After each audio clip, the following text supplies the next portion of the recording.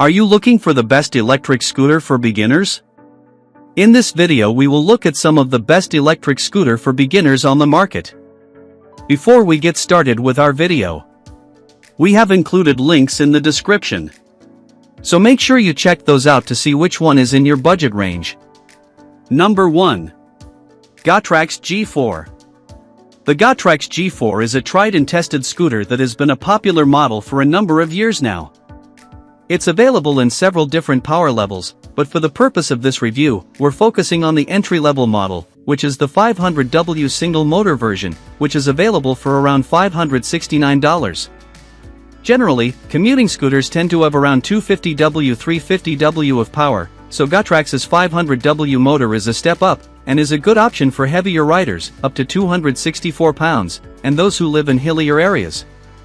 Personally, I prefer a scooter that has a top speed of 20 miles per hour or more. So many scooters are limited to 15.5 miles per hour, and it just feels too sluggish. But the Gotrax G4 hits 20 miles per hour quickly and easily. For reference, I weigh 187 pounds. Dual motor versions of this scooter are available, so for riders who need something more powerful, you can go for the dual 500W or dual 650W motor option. Something I really liked about the G4 is how comfortable the footplate is. The grippy tread makes you feel safe in all weathers. My criticism would be that the combination of the hard pneumatic tires and the lack of suspension do lead to the G4 being a sporty/hard ride, which can be tough on the wrists if you're riding long distances. If suspension is important to you, consider the Gotrax Eclipse. Number 2. Niu K3 Max. I was curious about how well the Niu K3 Max would hold up in terms of performance and comfort, and it definitely surprised me in a lot of ways. First off, the 350W motor with a 700W peak output packs enough punch to get you moving up to 20 miles per hour without breaking a sweat.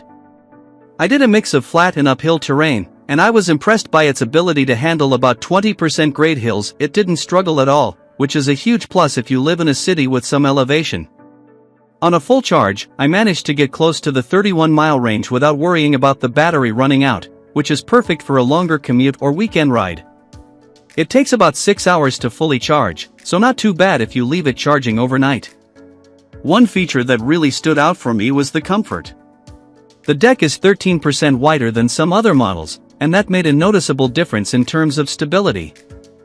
I didn't feel cramped, even when I was standing for longer stretches. The 25% wider handlebars, at 47.3 inches, felt more secure in my grip, especially when navigating through traffic. And those 2.5-inch thick tires? They made the ride so much smoother, even on rougher patches of road. I felt the shock absorption working, and it definitely made the experience more comfortable. When it comes to safety, Niu didn't skimp. The scooter comes with a triple braking system, front and rear disc brakes plus electric braking, which gave me confidence when I needed to stop quickly. The regenerative braking is also a nice touch, helping to recover some energy while you're stopping, which adds a bit to the overall efficiency of the ride. Plus, the scooter has halo headlights and brake lights for better visibility, which I really appreciated when riding at night. Number 3. iScooter 9.4. The iScooter 9.4 comes with an 800W motor that gives it plenty of power, letting me hit speeds of up to 28 miles per hour and easily cover about 28 miles on a single charge. I took it through different terrains, and the 10-inch off-road tires with dual shock absorbers made sure I was comfortable, even on bumpy paths. One thing I really liked was the height-adjustable handlebar. Being able to adjust it between 44.5 to 52.8 inches made it easy to find a comfortable riding position. And it's foldable, so carrying or storing it is a breeze. However, at 51 pounds, it's a bit on the heavier side, so you might want to keep that in mind if you need to carry it around a lot. The turn signals and ambient lights are great for evening rides, and the mini robot app adds a fun element by letting me lock the scooter remotely and adjust settings like speed. If you're in the market for something that offers power, comfort, and practicality, the iScooter 9.4 definitely delivers. Number 4. iScooter. The iScooter electric scooter turned out to be a surprisingly fun and practical ride. I tested the 350W model, and while it's not the most powerful out there, the 19 miles per hour top speed felt zippy enough for commuting without feeling like I was crawling. The acceleration is smooth, and the cruise control feature saved me from holding down the throttle during longer stretches, definitely a nice touch for city riding. One thing I really appreciated was how lightweight it is. At just 26 pounds, folding it up and stashing it in the trunk was easy enough. I could easily see this being useful for quick errands or hopping on public transport. It folds in 3 seconds, according to their website, though, I have to say, it took me a bit longer, so it's perfect for anyone who doesn't want to wrestle with their scooter at the end of the day. The ride itself is decent for a scooter without suspension. The honeycomb tires do an okay job absorbing smaller bumps, though you'll feel it if the road gets rough. What impressed me was the braking system. Having both disc brakes and an anti-lock system made stopping feel controlled and reliable, even when I had to make a sudden stop. Charging didn't feel like a hassle either. It took about 4 hours to top up, and the 18-mile range felt solid for my daily trips. Plus, the Smart app is a neat bonus. I could lock it remotely, adjust the settings, and check battery life, which added some extra peace of mind. Overall, the iScooter hits the sweet spot for convenience and value, especially if you need a lightweight, easy-to-store option for commuting. Just be prepared for a bumpier ride if your streets aren't the smoothest. Number 5. Segway Ninebot E2 Plus. The Segway Ninebot E2 Plus is a smooth, stylish ride that brings comfort and performance together in a compact frame. While it doesn't break any land speed records, it makes up for that with its reliability and comfort. The 300W motor gets you up to 15.5 miles per hour, which is decent for quick city rides, though it does cap out at a modest 12.4 mile range when pushing it at top speed. One thing I really appreciated was the ride comfort. The 8.1-inch shock-absorbing tires and low center of gravity give it a steady, almost cushioned feel even on less than perfect streets. It's not exactly suspension-laden, unless you're eyeing the ES1L model, but it absorbs bumps well enough that I didn't feel like I needed a chiropractor after. The braking system, a combo of electronic and drum brakes, felt responsive and reliable, especially when weaving through traffic. A fun bonus? The 256-color RGB ambient lights. They sync up with your speed and add a pop of flair to your ride. It's not a game-changer for performance, but hey, if you're going to cruise at 15 miles per hour, why not do it in style? The large 2.8-inch LED dashboard is another great touch, making it easy to track your speed and battery life without squinting. If you need a scooter to fold up and toss in the trunk, the E2 Plus's portability stands out. It's lightweight enough to carry, and the folding mechanism is quick and painless. The water resistance rating of IPX4 adds peace of mind for those surprise rainy commutes, though you won't want to drench it. Number 6. Jasion JS3.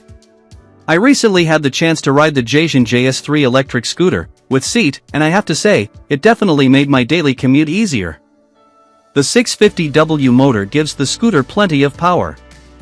I hit speeds of 20 miles per hour with no problem, and it even tackled a few steep inclines with ease, which is a huge plus if you live in a hilly area like I do. On a full charge, I was able to go about 20 miles, and the fast charging feature meant I didn't have to wait forever to get back on the road. A full recharge took just about 5 to 6 hours. What I really loved was the adjustable seat. It's perfect if you don't want to stand the whole time. The seat's height can be adjusted, so whether you're tall or short, you'll find a comfortable position. It was also surprisingly smooth, thanks to the 12-inch pneumatic tires. They really help absorb shocks, which made riding over bumpy streets much more comfortable than I expected. Plus, the anti-slip deck provided great grip, so I never felt like I was going to slip, even when I wasn't sitting down. The braking system was solid. Front and rear mechanical disc brakes made me feel safe, especially when I had to stop quickly.